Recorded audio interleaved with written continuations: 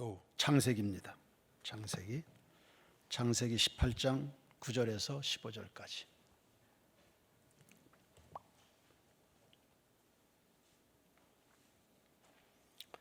창세기 18장 9절에서 15절까지 교도하겠습니다. 그들이 아브라함에게 이르되 내 아내 사라가 어디 있느냐? 대답하되 장막에 있나이다.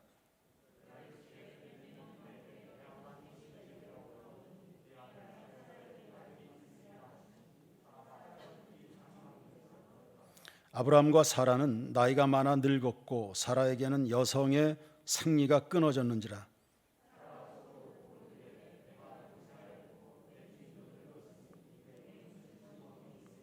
여호와께서 아브라함에게 이르시되 사라가 왜 웃으며 이르기를 내가 늙었거늘 어떻게 아들을 낳으리요 하느냐.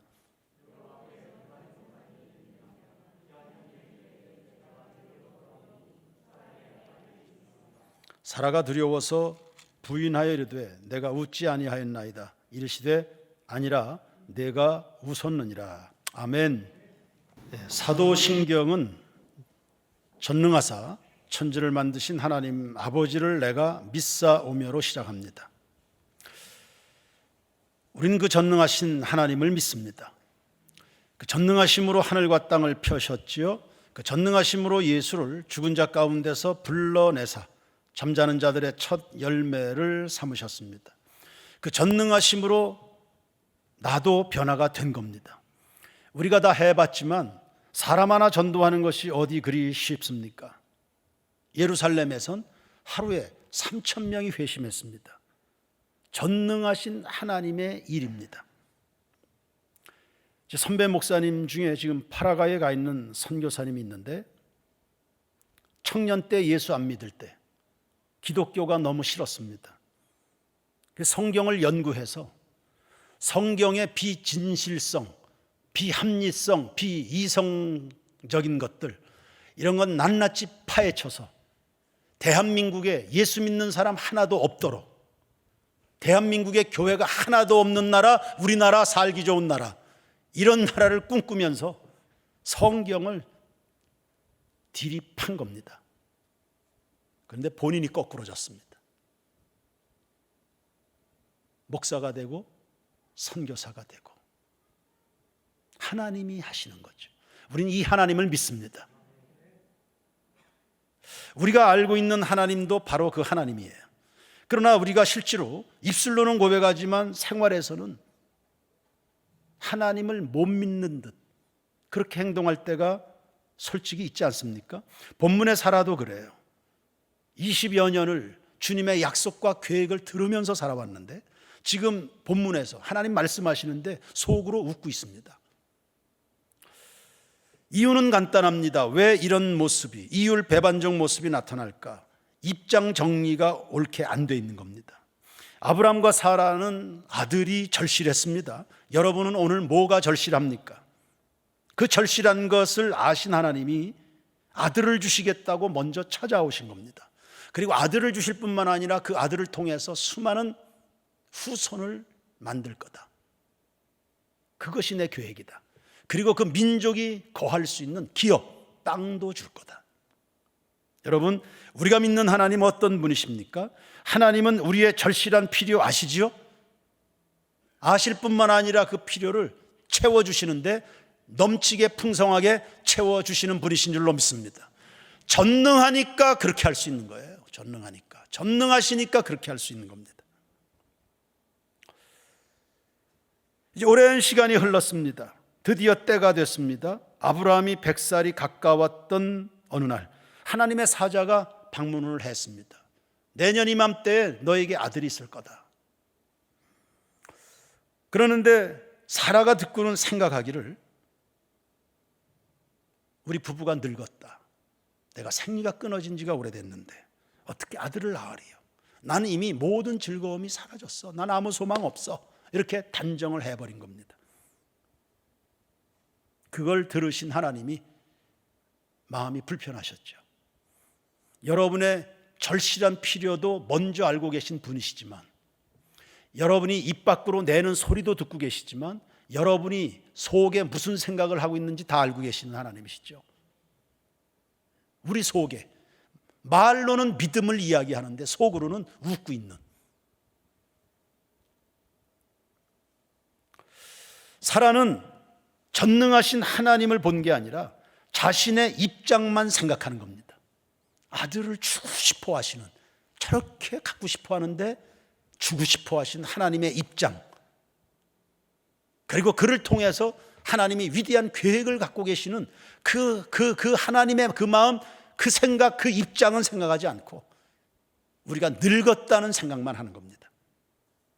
여러분, 믿음은 하나님의 입장으로 옮겨가는 것입니다. 그게 기적의 시작입니다. 여호와께 능치 못한 일이 있겠느냐, 이 말씀에 온 교우들이 아멘 하시길 바랍니다. 본문을 좀 거창하지만 구원사적으로 펼쳐보십시다. 아브라함에게서 이삭이 나왔습니다. 사라는 이미 나이가 많아 단산하였다 했습니다. 태가 죽었다는 뜻입니다. 그런데 죽은 태에서 생명이 나온 겁니다. 아론의 마른 지팡이에서 싹시 나오듯이 부활이죠. 이삭은 아브라함 가문의 첫 열매였습니다. 그 첫 열매에서 야곱에게서 12아들이 12지파로 발전합니다.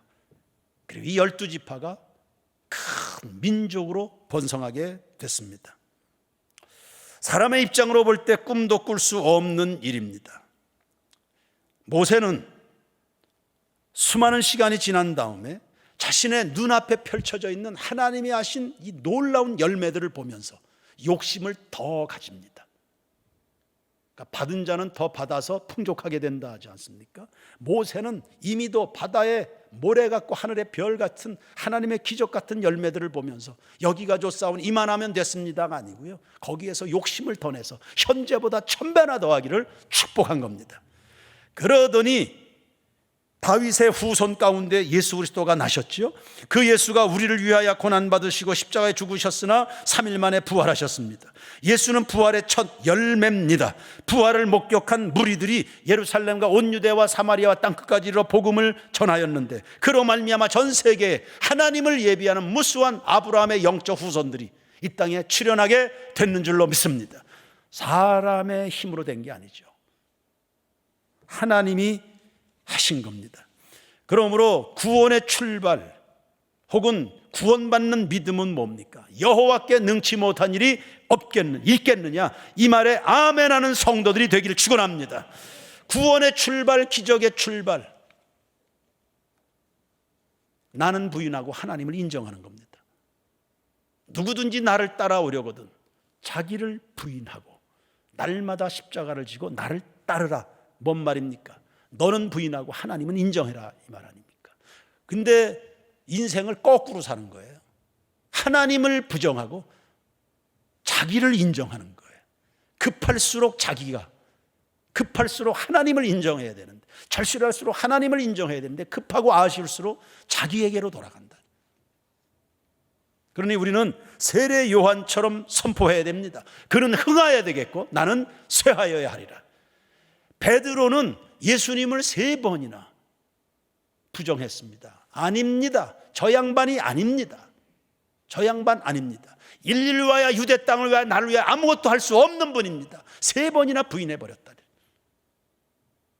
그분을 인정하다가 3번이나 죽을지라도, 3번이나 손해보고 3번이나 아픔을 당할지라도, 3번이나 내가 고통을 당할지라도 그 부활하신 예수님이 내 인생을, 그 명예를, 내 생명을 부활로 다시 이끌어내리라는 사실을 인정하지 못한 거죠. 감사하게도 새벽닭 울음소리 속에 주의 음성을 들었습니다. 알아듣는 성도들 되길 축원합니다. 입장에서 선회했습니다.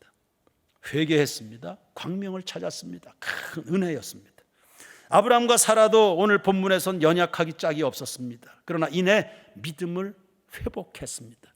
신약 성경이 그것을 증거합니다. 히브리서 11장 11절 이하, 믿음으로 사라 자신도 나이가 많아 단산하였으나 잉태할 수 있는 힘을 얻었으니, 여러분 힘을 얻길 축원합니다. 잉태할 수 있는 힘 주시길 축원합니다. 이는 약속하신 일을 미쁘신 줄 알았다. 미쁘신, 믿음직한 분으로 알았다는 뜻입니다. 이러므로 죽은 자와 같은 한 사람으로 말미암아 하늘의 허다한 별과 또 해변의 무수한 모래와 같이 많은 후손이 생육하였다. 할렐루야. 한 사람과 많은 후손의 차이입니다. 겨우 한 사람으로 사시겠습니까? 많은 후손을 거느리겠습니까? 달랑 사시겠습니까? 수많은 열매 간증으로 살겠습니까? 많은 후손의 꿈을 품기를 축원합니다. 히브리서 11장 17절 이하, 아브라함은 시험을 받을 때에 믿음으로 이삭을 드렸으니 그는 약속들을 받은 자로 돼 그 외아들을 드린. 오늘도 우리의 예배가 믿음으로, 여러분의 시간과 물질과 에너지와 은사와 열정 믿음으로 주님 앞에 드리시길 축원합니다. 그는 약속들을 받은 자로 돼 이 외아들을까지도 드렸느니라. 그에게 이미 말씀하시기를 내 자손이라 칭할 자는 이삭으로 말미암으리라 하셨으니 그가 하나님이 능히 이삭을 죽은 자 가운데서 다시 살리실 줄로 생각한지라. 비유컨대 그를 죽은 자 가운데서 도로 받은 것이라 했습니다. 인생의 주어가 하나님입니다. 믿음으로 산다는 말은 인생의 주어를 하나님으로 산다. 내 입장에서 하나님의 입장으로 옮겨 타는 겁니다. 하나님이 외아들 내놓으라고 말씀했지만 믿음으로, 그리고 하나님이 하실 것을 그가 믿었다 이 말입니다. 인생의 주어가 하나님이. 오늘은 부활절입니다. 여러분, 죽은 자의 부활을 믿습니까? 믿어야지 이 땅에서의 삶이 허망하지 않습니다. 고린도전서 15장 19절입니다. 다 같이 한번 읽겠습니다. 시작. 만일 그리스도 안에서 우리가 바라는 것이 다만 이 세상의 사함뿐이면 모든 사람 가운데 우리가 더욱 불쌍하다. 우리는 불쌍하지 마십시다. 믿음의 부활을 이루시길 바랍니다. 알고 있는 그거 말고 하나님의 부활의 지식으로 다스림을 받는 우리의 신앙이 되어야 되는 거죠. 일반인들은 부활을 인정하지 못합니다. 심지어는 바리새인들도, 성경에 박식하다는 바리새인들도 부활을 안 믿었어요. 그러니까 믿음의 부활은 없는 거죠. 알고 있는 지식이 그들을 살리지는 못했습니다. 우리가 알고 있는 이 지식이 여러분의 가슴까지 움직이는, 가슴까지 내려올 수 있는 이런 성도들 되기를 바랍니다. 인류의 조상 아담 이후로 모든 인간은 사망의 법의 지배를 받습니다. 죽음에서 자유롭지 않아요. 저 위에 할아버지도 죽었고 그 밑에 할아버지도 죽었고 부모님들도 죽었고 인생 살면서 수없는 장례를 치릅니다. 한 번 죽는 것은 사람에게 정하신 것이다. 그걸로 끝입니다. 세상에는 인종차별, 소득차별, 신분차별, 남녀차별 많아요. 그러나 죽음 앞에는 다 평등한 겁니다. 그래서 죽음에 다 종노릇합니다. 그래서 이렇게 겁이 많은 겁니다. 과학 문명의 발달로 평균 수명은 연장이 됐습니다. 그러나 연장됐을 뿐이지 사망 확률은 100%입니다. 그게 겁이 납니다. 죽음이 두렵습니다. 그 죽음에 매여서 사는 겁니다. 사람들이 여유가 없는 이유입니다. 여유가 없습니다. 조금만 어려움을 당해보세요. 인간성 다 나오잖아요. 조금만 속상한 일 생겨보십시오. 조금만 내 이해관계가 충돌해 보십시오. 그게 죽음의 종노릇. 조금만 어려우면 강팍해지는 거예요. 그 짧은 인생에 제한된 삶을 사니까 불안하고 욕심이 많은 겁니다. 욕심이. 뭐 한 가지라도 더 먹으려고 그러고. 그러니 다툼이 일어났죠. 그 욕심 때문에. 불안하니까 말들이 차갑게 나가고, 스트레스 받으면 그 말이 예민하게 나가잖아요. 가정에서 싸우고, 교회가 싸우고, 직장에서 그 동료들 경쟁하고, 왕따시키고, 국가 간에 전쟁이 일어나고, 다 사망의 지배를 받는 증거들입니다. 그러나 부활하신 예수를 만난 제자들, 바울은 다메섹에서 예수를 만났습니다. 분명히 죽은 것을 알았는데 자기에게 나타났어요. 살아계시다는 뜻이었습니다. 오늘도 살아계시다. 내 마음속에 살아계시다. 만나더니 바울이 자유하는 거 보십시오. 그 어느 것에도 매이지 않잖아요. 범사에 감사하고 항상 기뻐하죠. 감옥에 집어넣으면 찬송 부르고, 풀어놔주면 복음 전하고, 부자 만들어주면 부자 만들어서 감사하고, 비천에 처박으면 비천 속에서 감사하고, 자유합니다. 아무도 누구도 그를 묶어놓지를 못해요. 예수가 자유하신 분인 것처럼 그 예수가 어느 것에 묶입니까? 하나님의 아들이. 그 자유하신 예수가 그 삶에 와 있으니까, 진실로 믿음으로 고백하니까 바울의 인생도 자유하게 되었습니다. 이스라엘 백성들은 광야에서 40년을 여행했습니다. 그 40년을 어떻게 정리할 수 있겠습니까? 그 40년이 이스라엘 백성들에게 소망의 시간이었을까요? 아닙니다. 절망의 시간이었습니다. 그들이 매일 눈만 뜨면 하는 것이 가족과 친지와 이웃을 광야에 묻는 일이었습니다. 인생은 40년, 인생은 광야 이스라엘 백성들 40년 동안 장례 치르는 게 일입니다. 매일 묻었습니다. 불신앙 때문에 그렇게 됐습니다. 원망하죠. 리더십에 도전하죠. 아무하고나 싸우겠다고 달라들죠. 음란하죠. 목적이 없으니까 그런 음란 등등에 넘어지는 겁니다. 삶의 비전이 없으니까, 거룩한 삶의 즐거움이 없으니까 그런 데 넘어지는 겁니다. 죽음의 지배받은 40년입니다. 표면적으로는 애굽에서 나왔습니다. 홍해바다를 지나면서 물 가운데 세례받은 사람들입니다. 위치는, 신분은 그러하지만 그들의 지식은 사망에 지배받는 사람들이었습니다. 그러나 두 사람은 달라요. 끝없이 이웃들을 광야에 장례를 치르면서도 여호수아나 갈렙은 약속의 땅에 그 마음이 가 있습니다. 다르잖아요. 살아가는 방식이 다르잖아요. 그리고는 끝내 하나님이 약속하신 가나안을 기업으로 받습니다. 오늘 내 지성을 다스리는 것이 무엇인가? 여러분의 지식이 부활에 이르게 되기를 주의 이름으로 축원합니다. 여러분의 입장을 명확하게 정리하십시오. 고린도전서 15장 20절에서 22절입니다. 다 같이 읽겠습니다. 시작. 그러나 이제 그리스도께서 죽은 자 가운데서 다시 살아나사 잠자는 자들의 첫 열매가 되셨도다. 사망이 한 사람으로 말미암았으니 죽은 자의 부활도 한 사람으로 말미암는도다. 아담 안에서 모든 사람이 죽은 것 같이 그리스도 안에서 모든 사람이 삶을 얻으리라. 할렐루야. 그리스도 안에 있다. 그리스도의 입장으로 바뀌었다, 이런 뜻이죠. 그리스도의 입장이 내 입장이 됐다, 이 말이에요. 그리스도의 입장이 내 입장이 됐다, 이 말이죠. 그리스도 안에서 삶을 얻는다. 무슨 삶입니까? Eternal life, 영원한 삶을 말하는 거지. 이 땅을 다스리는 사망의 지배에서 벗어난 삶입니다. 그래서 이러한 입장 정리가 끝났다면 이제는 여러분의 모든 시선을 하나님께 고정하십시오. 좋아하는 프로그램, 채널을 고정하듯이 예수에게 여러분의 모든 시선을 고정하십시오. 주님을 향하다 보면 생명의 말씀이 귀에 들리기 시작합니다. 여호와께 능치 못한 일이 있겠느냐. 이 말씀이 많은 물소리와 같이 거대한 뇌성처럼 내 귀를 울리는 겁니다. 여호와께 능치 못할 일이 있겠는가.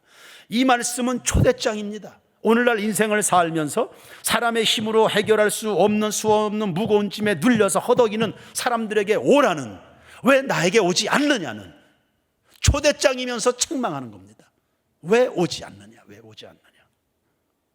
시편 80편 9절에서부터 11절까지 너희 중에 다른 신을 두지 말며 이방신에게 절하지 말지어다. 나는 너를 애굽 땅에서 인도하여 낸 네 하나님이니 네 입을 크게 열라. 내가 채우리라 하였으나 내 백성이 내 소리를 듣지 아니하며 이스라엘이 나를 원하지 아니하였도다. 왜 안 오느냐?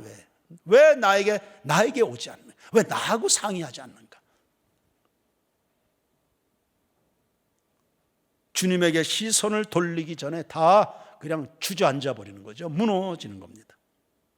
그리고 시편 81편 13절과 16절을 보시면 내 백성아 내 말을 들으라. 이스라엘아 내 도를 따르라. 그렇게 되면 내가 기름진 밀을 그들에게 먹이며 반석에서 나오는 꿀로 너를 만족하게 하리라. 할렐루야. 입장 정리를 명확하게 하고 오늘 부활절을 지나십시다. 우리는 누구의 입장을 먼저 살펴야 되는가? 최근 뉴욕의 팀 켈러 목사님이 책을 하나 냈습니다. 부활에 관한 책입니다. 본인은 지금 췌장암으로 투병 중입니다. 그러면서 부활에 관한 책을 냈습니다. 이렇게 썼습니다. 지구촌이 지금 코로나 팬데믹을 겪고 있다. 역사의 암흑기와 같다. 부활하신 예수를 믿는 것보다 더 큰 희망이 있겠는가? 우리의 시선, 마음을 주님께 둔다 그러면 결코 뽑힐 수 없는 태산같이 견고하게 될 것이다. 물론 우리 앞에 고통은 있겠지만 그 고통이 더 이상 우리를 힘들게 하지는 못한다. 우리의 마음을 주님에게 둔다면 그 주님은 가능의 주님이시고 그 가능의 주님이 입증된 것이 부활의 사건이었습니다. 이 부활의 예수가 여러분의 마음에도 제 마음에도 살아 계시기를 주의 이름으로 축원합니다. 찬양 드립시다. 선한 능력으로.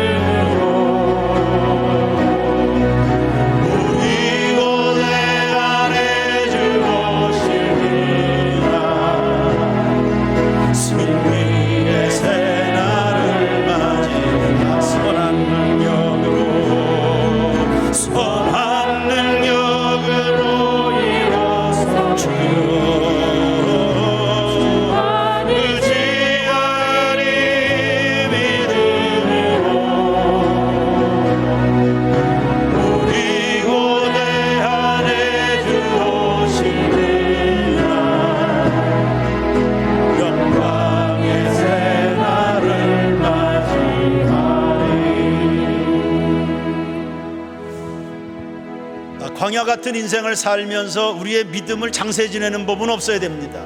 우리 새인교회 모든 교우들의 믿음의 부활을 주시옵소서. 내 입장을 내려놓습니다. 주님의 입장을 집어듭니다. 새날을 살게 하시옵소서. 이 부활의 신앙으로 살면서 주님의 크고도 놀라운 계획을 이루어가면서 이제는 다시 오실 예수 맞을 준비하는 모든 교우들이 되게 하옵소서. 여러분의 절실한 필요가 뭡니까? 하나님 그거 다 아십니다. 주님의 계획을 꿈꾸시기를 바랍니다. 영광의 새날을 맞이할 꿈 꾸시기를 바랍니다. 예수와 복음 위에 살리라 다짐하고 결단하는 온 세상을 부활의 복음으로 뒤덮는 꿈과 열정으로 살아가십시오. 주님이 날마다 기사와 표적을 이루어 주실 줄로 믿습니다. 한 사람으로 끝나지 마십시다. 많은 후손의 꿈을 가지고 살아가시기를 바랍니다. 다 같이 주여 한번 부르시고 기도하겠습니다. 주여,